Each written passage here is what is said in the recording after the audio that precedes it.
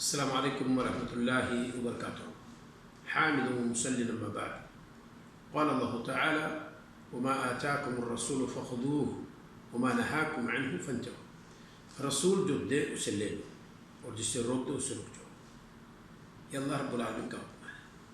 ہمارے نبی صلی اللہ علیہ وسلم نے ہمیں اور آپ کو یہ بتلایا ہے کہ گھر میں رحمت کے فرشتے کبھی کبھار نہیں آتے.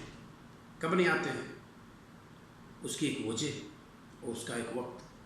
جب گھر کے اندر کوئی تصویر ہو بلا ضرورت یا گھر کے اندر کتا ہو تو رحمت کے فرشتے نہیں آتے. اللہ کے رسول صلی اللہ علیہ وسلم فرماتے ہیں لا تدخل الملائکۃ فی بیت فی کلب او صورہ. اس گھر کے اندر رحمت کے فرشتے نہیں آتے جس میں بلا ضرورت کوئی تصویر ہو یا بلا ضرورت کوئی کتا ہو. اور ضرورت کا کتا بھی ہو، مویشیوں کے لیے ہو، کھیت باڑی کے لیے ہو، شکار کے لیے ہو، گھر کے رکھوالی کے لیے ہو، تو اس کے لیے ایک الگ مقام بنا دیجئے جہاں وہ بیٹھے وہاں وہ رہے. کوئی ضروری نہیں کہ اس کو آپ گھر میں رکھیں. تو ہمارے نبی صلی اللہ علیہ وسلم نے ارشاد فرمایا ہے کہ رحمت کے فرشتے ایسے گھر میں داخل نہیں ہوتے. تصویر بھی بلا ضرورت. ہاں جوت بھائی کا فوٹو ہو، بینک اکاؤنٹ کا فوٹو ہو، زمین کے دستاویز کا فوٹو ہو، آئیڈینٹی کارڈ ہو جسے آپ آدھار کہتے ہیں، یا اسی طریقے سے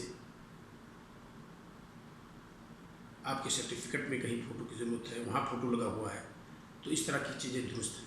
اس کو دستاویز میں کاغذات میں چھپا کر کے رکھیے.